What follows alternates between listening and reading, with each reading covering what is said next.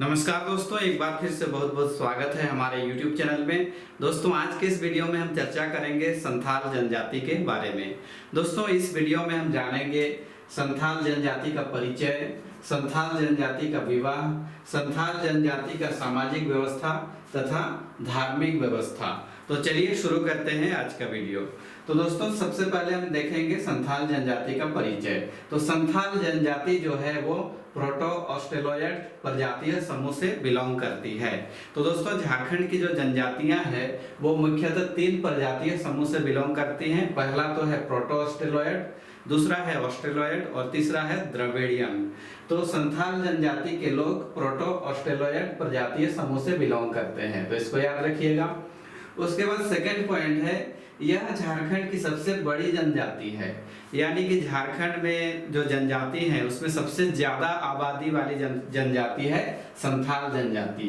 तो कुल जनजातीय आबादी का 35% जो लोग हैं वो संथाल जनजाति के लोग हैं, तो इसको याद रखिएगा, कुल जनजाति का 35%। उसके बाद नेक्स्ट है, यह भारत की तीसरी बड़ी जनजाति है। दोस्तों, संथाल जनजाति जो है वो भील गोंड के बाद ये तीसरे नंबर पर भारत का इसका पोजीशन आता है। तो पहले नंबर में जो जनजाति आती है भारत में वो कौन सी है? भील। उसके बाद सेकंड में है गोंड और थर्ड पोजीशन में संथाल जनजाति की नंबर आती है। उसके बाद देखते हैं इसका विस्तार, यानी कि कहाँ कौन कौन से क्षेत्र में संथाल जनजाति के लोगों का निवास स्थान है झारखंड में। तो पहला तो है धनबाद, गिरिडीह, हजारीबाग, रांची, पलामू, लातेहार और सिंहभूम। ये सब जो क्षेत्र हैं ये झारखंड के हैं, लेकिन संथाल जनजाति झारखंड के बाहर भी पाई जाती है, जैसे उड़ीसा, पश्चिम बंगाल और बिहार। इसके अलावा असम में भी संथाल जनजाति के लोग पाए जाते हैं। उसके बाद हम नेक्स्ट देखेंगे संथाल जनजाति की सामाजिक व्यवस्था। तो सामाजिक व्यवस्था में हम देखेंगे कि इसका ग्राम का प्रमुख कौन होता है। तो दोस्तों, संथाल गांव का जो प्रमुख होता है उसे माझी कहा जाता है। बहुत ही इंपॉर्टेंट है, ये सब चीज याद रखिएगा। जो सामाजिक व्यवस्था में जितने भी चीजें बताई जाएंगी वो काफी इंपॉर्टेंट है। तो दोस्तों, संथाल गांव का प्रमुख को माझी कहा जाता है और माझी प्रशासनिक एवं न्यायिक अधिकार होता है। माझी के पास प्रशासनिक एवं न्यायिक अधिकार होता है और माझी की सहायता करने के लिए और 3 व्यक्ति होते हैं। एक होता है परानिक, दूसरा होता है गोड़ेत और तीसरा होता है जोग माझी। तो परानिक का क्या काम है? इसका काम है माझी का हेल्प करना, मदद करना। यदि कोई किसी असमंजस की स्थिति में वो परानिक से सहायता लेता है और कोई भी डिसीजन लेने में परानिक माझी की मदद करता है। दूसरा व्यक्ति है माझी की सहायता करने वाला, वो कौन सा है? गोड़ेत। गोड़ेत का काम क्या है? गांव में जो भी घटनाएं घटित होती हैं उन सूचनाओं को एकत्रित करना, साथ ही साथ यदि कोई संदेश पहुंचाना हो गांव के लोगों तक तो वो भी काम गोड़ेत का ही है। तो सूचनाओं का आदान प्रदान माझी तक करना किसका, माझी और गांव के लोगों के बीच में करना किसका काम है? गोड़ेत का। इसके बाद तीसरा व्यक्ति है माझी की सहायता करने के लिए, वो कौन सा है? जोग माझी। तो जोग माझी का क्या काम है? यह लोगों के आचरण पर निगाह रखता है। जोग माझी का काम क्या है? लोगों के आचरण पर ये नजर रखता है और कौन कैसा व्यक्ति है इस पर भी नजर रखता है। और इसका मुख्य काम है वैवाहिक समस्याओं को सुलझाना। यदि किसी पति पत्नी में विवाद हो या प्रेम प्रसंग का मामला हो तो इस तरह की घटनाओं का जो समाधान कौन करता है? जोग माझी। तो इसको याद रखिएगा। दोस्तों, माझी के बाद जो उससे बड़ा पद का जो व्यक्ति है उसको क्या कहा जाता है? देश माझी। देश माझी किसे कहा जाता है? 5 से 8 गांवों के प्रमुख को देश माझी कहा जाता है। माझी हुआ एक गांव का प्रमुख, देश माझी हुआ 5 से 8 गांवों का प्रमुख। तो देश माझी का क्या काम है? यदि कोई भी समस्या का समाधान माझी के पास नहीं होता है तो लोग उसके आगे देश माझी के पास चले जाते हैं। देश माझी के बाद नेक्स्ट है परगनेत। परगनेत क्या होता है? 15 से 20 गांव का जो प्रमुख होता है उसको परगनेत कहा जाता है।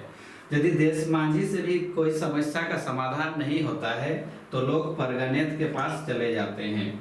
और एक इम्पोर्टेंट पॉइंट है, संथाल समाज की सर्वोच्च प्रशासनिक व न्यायिक व्यवस्था, जो परगणित जो है वो संथाल समाज का सबसे ऊंचा प्रशासनिक और न्याय व्यवस्था का सबसे ऊंचा अंग है, तो इसको याद रखिएगा।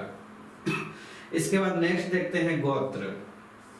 संथाल समाज में 12 गोत्र के लोग पाए जाते हैं। तो वो गोत्र कौन कौन सा है?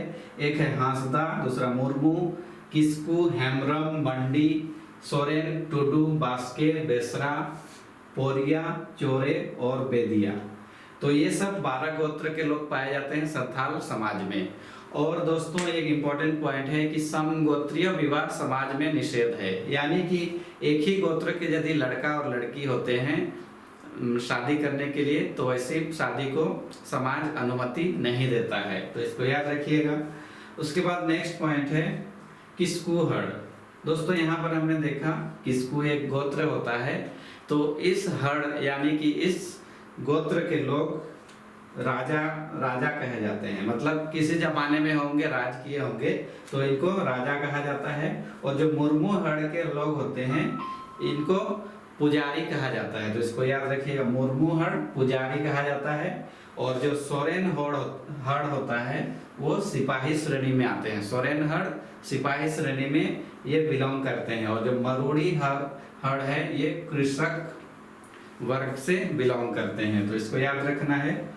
और एक इम्पोर्टेंट पॉइंट है कि संथाल समाज का जो युवा गृह होता है, जिसमें युवा युवतियों को नाच गान और समाज संस्कृति के बारे में जानकारी दी जाती है, उस युवा गृह को क्या कहा जाता है? तो वो क्या कहा जाता है? घोटुल। तो इसको भी याद रखिएगा, अक्सर एग्जाम में पूछा जाता है। संथाल समाज का युवा गृह किसे कहा जाता है? तो घोटुल को कहा जाता है। इसके बाद हम देखेंगे विवाह के बारे में। संथाल समाज का विवाह में क्या व्यवस्था है इसके बारे में चर्चा करते हैं। तो दोस्तों संथाल समाज में जनरली जो साधारण तो है जो है एक विवाह की प्रथा है, तो इसको याद रखिएगा। संथाल समाज में एक विवाह की प्रथा है, लेकिन किसी विशेष कंडीशन में लोग 2 या 2 से ज्यादा भी विवाह करते हैं। दूसरा है समगोत्रीय विवाह निषेध है, मतलब एक गोत्र के लोगों का विवाह करना निषेध है। तो संथाल समाज में विवाह के जो प्रकार हैं वो देखते हैं। एक है सादाई बापला, दूसरा है टुनकी रिपिल, तीसरा है घर की जमाई। तो दोस्तों जो सादाई बापला होता है इसको सबसे उत्तम विवाह माना जाता है संथाल समाज में। उसके बाद जो घर की जमाई है, इसमें घर जमाई रहने की प्रथा है, यानी कि जो लड़का है वो लड़की के घर में ही रह जाता है, तो ऐसे विवाह को घर की जमाई कहा जाता है। उसके बाद एक है अपगीर, इतूत, निर्बलोक बहादुर, राजा रानी, सांगा, किरिंग जमाई। तो ये सब संथाल समाज में विवाह के प्रकार हैं। तो यहाँ से सवाल कैसे पूछे जाते हैं कि जैसे पूछ देगा कि अपगीर जो है वो क्या है, तो आपको क्या कहना है कि एक विवाह संथाल समाज का एक विवाह का प्रकार है। उसी तरह पूछेगा क्वेश्चन कि इतूत, निर्बलोक बहादुर ये किस समाज का विवाह है, तो आपको बताना है कि ये संथाल समाज का है। तो इस तरह का सवाल पूछे जाते हैं। उसके बाद एक इम्पोर्टेंट पॉइंट है कि झारखंड की जो ज्यादातर जनजातियां हैं उसमें वधू मूल्य की प्रथा है, यानी कि वर पक्ष के द्वारा वधु को कुछ इनाम उपहार स्वरूप कुछ पैसे दिए जाते हैं, जबकि जो समाज के दूसरे वर्ग के लोग हैं राज्य में और देश में जनरली क्या होता है, दहेज के रूप में लड़की के साइड के लोग लड़का को दहेज देते हैं, लेकिन जो जनजातीय समाज के लोग हैं वो लड़का द्वारा लड़की को उपहार स्वरूप कुछ पैसा दिया जाता है, तो उसको क्या कहा जाता है? वधू मूल्य। तो वधू मूल्य को संथाल समाज में पौन कहा जाता है, तो इसको याद रखिएगा। उसके बाद एक इम्पोर्टेंट वर्ड आता है बिटलाहा। बिटलाहा क्या होता है? तो दोस्तों समाज में जो निषेध अवैध संबंध के लिए एक सजा दी जाती है, जैसे कौन कौन कंडीशन में सजा दी जाती है, जैसे कोई लोग एक ही गोत्र के लोग शादी करते हैं या कोई अवैध संबंध में पकड़े जाते हैं तो बिटलाहा नामक सजा दिया जाता है। तो बिटलाहा क्या होता है? ये सामाजिक बहिष्कार है, मतलब समाज में उनको रहने का अधिकार नहीं दिया जाता है, बल्कि उनको एक तरह से कहा जाए कि गांव से निकाल दिया जाता है और समाज के किसी भी सांस्कृतिक कार्यक्रम या कोई भी पर्व त्योहार में उन्हें शामिल नहीं किया जाता है। तो ऐसे सजा को बिटलाहा कहा जाता है। उसके बाद हम नेक्स्ट देखते हैं धार्मिक व्यवस्था। संथाल समाज का धार्मिक व्यवस्था क्या है? तो संथाल समाज में जो प्रधान देवता होता है, जो जिसको सर्वोच्च देवता माना जाता है संथाल समाज में, उसको क्या कहा जाता है? सिंह बोंगा, सिंह बोंगा या ठाकुर। तो इसको याद रखिएगा, सिंह बोंगा या ठाकुर कहा जाता है संथाल समाज के सर्वोच्च देवता को। उसके बाद जो सेकंड पोजीशन का देवता आता है उसको मरांग गुरु कहा जाता है, मरांग गुरु। उसके बाद थर्ड है ग्राम देवता। ग्राम देवता गांव का जो देवता होता है उसको जाहिर एरा कहा जाता है, और जाहिर एरा का जो निवास स्थान होता है उसको जाहिर थान कहा जाता है। दोस्तों, जो जाहिर थान जगह होता है उसमें गांव का देवता का निवास होता है, और जो जाहिर थान होता है वो गांव के किसी साइड के एरिया में होता है, गांव के बीचों बीच नहीं होता है, बल्कि गांव के किसी साइड एरिया में होता है, जो किसी पेड़ को या झाड़ी को वहां पर पूजा जाता है। उसके बाद थर्ड है गिरिह देवता। गिरिह देवता को क्या कहा जाता है? ओड़ाक बोंगा। ओड़ाक बोंगा को गिरिह देवता कहा जाता है। उसके बाद एक वर्ड है माझी थान।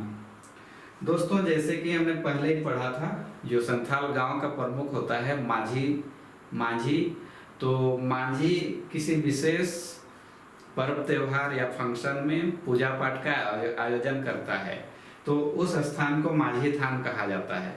और माझी थान का जो स्थान होता है गांव के बीचों बीच में होता है। एक तरह से क्या होता है? अखड़ा, जिसको माझी थान कहा जाता है। और इसमें माझी पूजा पाठ के अलावा उस स्थान पर क्या होता है? पंचायत की बैठक होती है। किसी चीज पर निर्णय लेने के लिए पंचायत की बैठक माझी थान में ही होता है। नेक्स्ट है पर्व त्योहार। संथाल समाज के लोग कौन कौन से पर्व त्योहार को मानते हैं? पहला तो बाहा या बा पर्व, दूसरा है सोहराई। सोहराई पर्व किसे कहा जाता है? जो दिवाली के दिन समय मनाया जाता है उसको सोहराई कहा जाता है। उसके बाद सरूल, करम, बांधना, एरोक, माघसीम और हरिहर सिम। माघसीम और हरिहर सिम। दोस्तों, ये माघसीम जो है ये माघ महीने में मनाया जाता है, और हरिहर सिम जो है ये लगभग सावन भादो के महीने में मनाया जाता है। तो दोस्तों, ये था